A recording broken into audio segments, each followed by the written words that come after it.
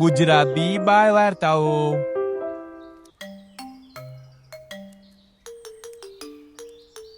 ઘણા વર્ષો પહેલા એક જંગલમાં એક શિયાળ અને એક ઘેટું રહેતા હતા. તેઓ ખૂબ સારા મિત્રો હતા. તેમાંથી શિયાળનું નામ ચંપક હતું અને ઘેટાનું નામ જાંબો હતું. જાંબો બધું ખૂબ સારી રીતે કરતું હતું. તે ખૂબ જ પ્રામાણિક પણ હતો અને ચંપક ખૂબ જ આળસુ હતો. એ બે સિવાય જંગલમાં બીજા ઘણા પ્રાણીઓ રહેતા હતા.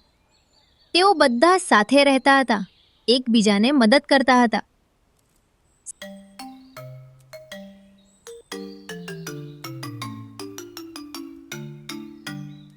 સાંજે કાળિયો વાંદરો ઝાડની ડાળી પર બેસીને ચોકી કરતો, કારણ કે સિંહ સાંજ પછી જ શિકાર કરતો.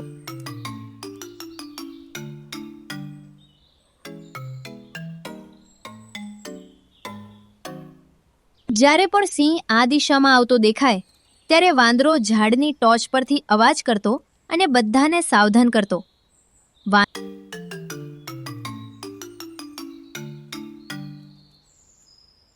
વાંદરોનો અવાજ સાંભળીને બધા પ્રાણીઓ હાથી પાસે જતા રહેતા, કારણ કે જ્યારે સિંહ બધા પ્રાણીઓને હાથી પાસે ભેગા થતા જોતો ત્યારે તે દૂરથી પાછો ફરતો.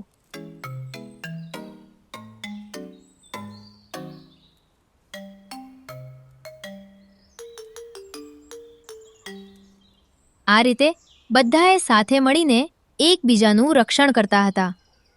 આ રીતે દિવસ પસાર થતો હતો.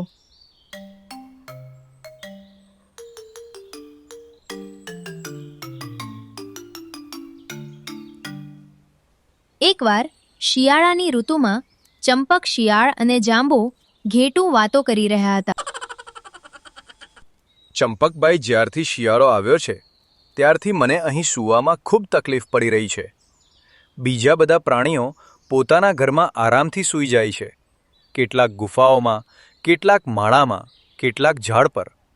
આપણે બંને પણ સૂવા માટે આરામદાયક જગ્યા બનાવી લઈએ તો કેમ રહેશે? જાંબોભાઈ, તારી વાત તો સાચી છે, પણ નવું ઘર શોધવામાં ઘણો સમય લાગશે અને પછી તેને બનાવવામાં પણ. હું એટલી મહેનત કરી શકતો નથી, એટલે મને તો અહીંયા સૂવામાં કોઈ વાંધો નથી. આ સાંભળીને જાંબો સમજી ગયો કે તે આળસને કારણે આ કહી રહ્યો છે. પછી તેણે કહ્યું, ઠીક છે મિત્ર, જેમ તારી ઈચ્છા હોય એ, પણ હું મારા માટે ઘર બનાવીશ જ. તારે આવવું હોય તો તું મારી સાથે આવી શકે છે. આટલું કહીને જાંબો જંગલમાં ફરવા લાગ્યો.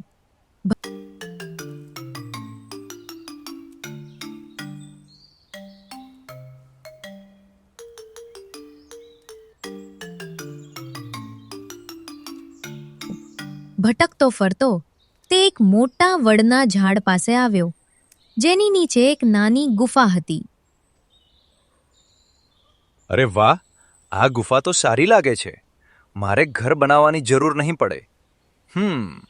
હું અંદર જઈને જોઉં કે આ ગુફા કેવી છે.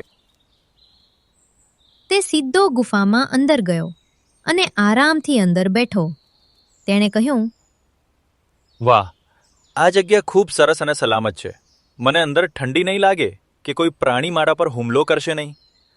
હું આનો ઉપયોગ મારા ઘર તરીકે કરી શકું છું. પછી જાંબો ઘેટુ ખુશ થઈને ચંપક શિયાળ પાસે ગયો.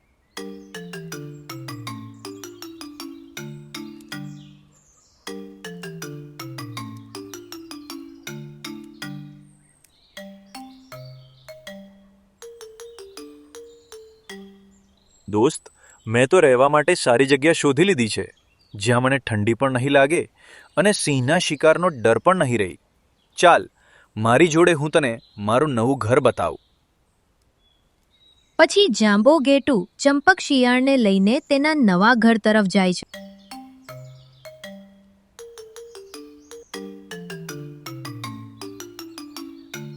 જાંબોભાઈ, તને એક સુંદર ઘર મળ્યું છે, પણ આમાં તો ફક્ત એક જ વ્યક્તિ રહી શકે છે, કારણ કે આ ખૂબ જ નાનું છે. હવે મારું શું? ચિંતા ન કર દોસ્ત, આપણે તારા માટે સાથે મળીને ઘર શોધીશું. ચંપક શિયાળને જાંબોની વાત ગમી નહીં. તે હજુ પણ ઘર શોધવામાં આળસ કરી રહ્યો હતો. તેથી તેને કહ્યું, અરે ના ના દોસ્ત, હું તો જ્યાં રહું છું ત્યાં રહેવામાં મને કોઈ વાંધો નથી. તું મારું ટેન્શન ના લે. આટલું કહીને ચંપક શિયાળ ચાલ્યું ગયું.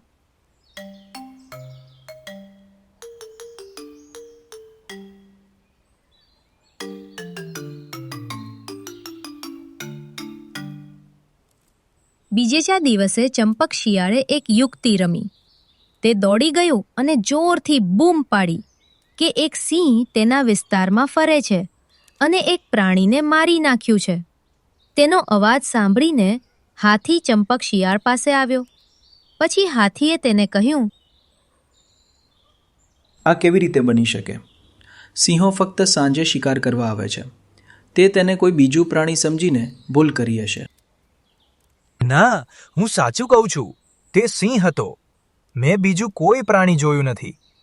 મારા પર વિશ્વાસ કરો, સાવચેત રહો. જો વાંદરો અત્યારે હાજર હોત તો આપણે તેને સ્પષ્ટ જોઈ શક્યા હોત. શું ખરેખર અહીં સિંહ છે કે તે ફક્ત તમારી કલ્પના છે? આ સાંભળીને ચંપક શિયાળે બહાનું કાઢ્યું અને કહ્યું, દુઃખની વાત છે કે સિંહ જે પ્રાણીને મોંમાં રાખીને ફરે છે તે આપણો પ્રિય મિત્ર વાંદરો છે. તે હવે ક્યારેય પાછો નહીં આવે. આ સાંભળીને બધા પ્રાણીઓ ખૂબ જ દુઃખી થયા. શાંતિ મેળવ્યા પછી હાથીએ કહ્યું, જો તને ખરેખર વાંદરાને મારી નાખ્યો હોય તો અહીં સિંહના આગમનની જાણ કરવા માટે કોઈ નથી. હવે આપણા માટે અહીં રહેવું સલામત નથી. હાથીની વાત સાંભળીને બધા પ્રાણીઓએ ત્યાંથી જવાનું નક્કી કર્યું અને જાંબો અને ચંપક પણ તેમની સાથે ચાલ્યા ગયા.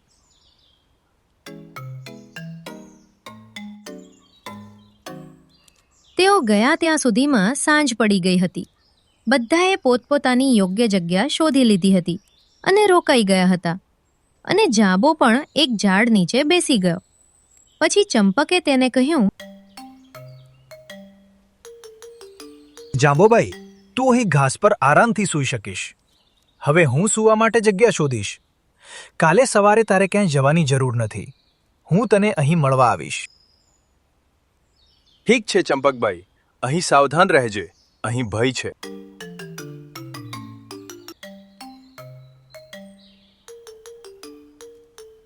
પછી ચંપક ચાલવા લાગ્યો અને જાંબોને મળેલા ઘર તરફ ગયો અને આરામથી બેઠો.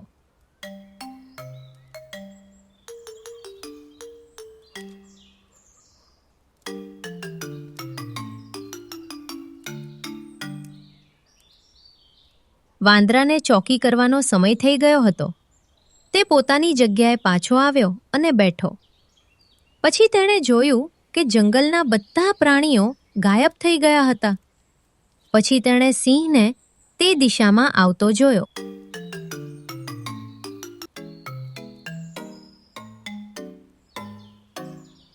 સિંહ આ દિશામાં આવી રહ્યો છે, પણ જંગલના બધા પ્રાણીઓ ક્યાં ગાયબ થઈ ગયા છે?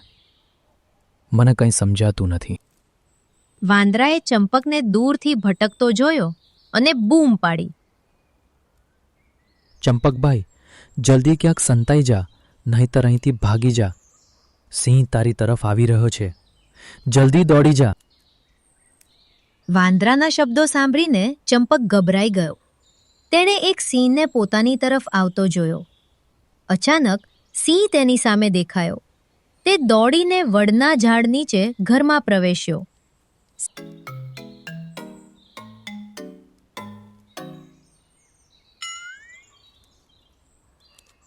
સિંહ તેની પાછળ ગયો અને અંદર પ્રવેશવાનો પ્રયાસ કર્યો.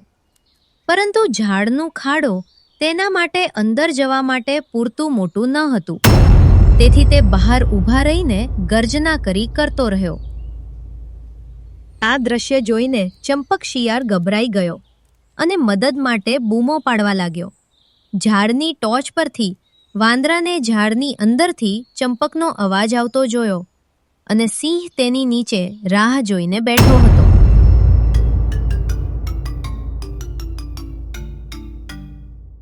પછી તે ઝાડ પરથી નીચે ઉતરી ગયો અને બીજા પ્રાણીઓને શોધવા નીકળ્યો. થોડે દૂર ગયા પછી તેણે જાંબોને જોયો.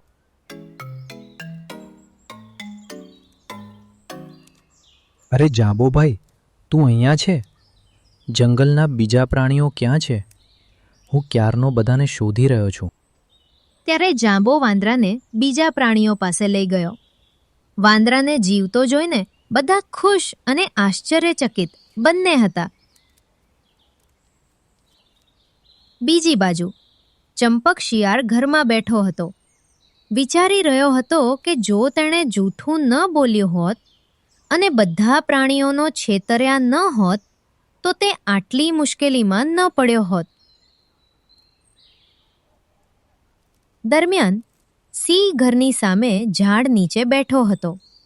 થોડીવાર પછી જમીનમાંથી એક વિચિત્ર ધબકારાનો અવાજ આવવા લાગ્યો. ચંપક અંદરથી સમજી ગયો. હાથીના દોડવાથી ધરતી ધ્રુજી રહી હતી. બહાર સિંહે પાછળ જોયું અને જોયું કે એક હાથી બીજા ઘણા પ્રાણીઓ સાથે તેની તરફ દોડી રહ્યો છે. હાથી નજીક આવ્યો અને સિંહને ટક્કર મારી, જેના કારણે તે પડી ગયો. બધા પ્રાણીઓને એક સાથે જોઈને સિંહ પાછો પોતાના પ્રદેશમાં દોડી ગયો. થોડીવાર પછી ચંપક શિયાળ ઘરની બહાર આવ્યો અને જાંબો સહિત બધા પ્રાણીઓએ તેની સામે ગુસ્સાથી જોયું. જાંબોએ કહ્યું, શું તું મને હવે કહેવાનું કષ્ટ કરીશ કે તું જૂઠું શું કામ બોલ્યો અને અમને બધાને અહીંથી જવા માટે મજબૂર કેમ કર્યા? તારા જૂઠાણાને કારણે આપણે બધા જીવ ગુમાવી શકીએ છીએ. તે આવું ગંદુ કૃત્ય કેમ કર્યું? જાંબોના ગુસ્સાવાળા શબ્દો સાંભળીને ચંપક શિયાળે તેમને બધું કહ્યું અને પછી રડતા રડતા બધાની માફી માંગી. જો તમે સમયસર ન આવ્યા હોત તો તે સિંહ મારા છેલ્લા શ્વાસ સુધી અહીં જ બેસી રહેતા. તને હું આ ઘરમાં જ મરી ગયો હોત. હું વચન આપું છું કે આજથી હું ફરી ક્યારેય આળસુ નહીં બનું અને મારા પોતાના ફાયદા માટે ક્યારેય ખોટું નહીં બોલું. હું તમારા બધાની હાથ જોડીને માફી માંગુ છું. કૃપા કરીને મને માફ કરો. આવું ફરી ક્યારેય નહીં થાય. સારું ચંપકભાઈ, જો તું તારી આળસ છોડીને સખત મહેનત કરવાનું વચન આપે તો અમે તને માફ કરીશું. આ ઘર તારું છે જાંબુભાઈ. હવેથી તું તેમાં રહે અને હું મારી મહેનતથી મારા માટે એક એવું જ ઘર બનાવીશ. આ સાંભળીને બીજા બધા પ્રાણીઓ ખૂબ ખુશ થયા અને તે દિવસથી તેઓ ફરીથી તે વિસ્તારમાં ખુશીથી રહેવા લાગ્યા.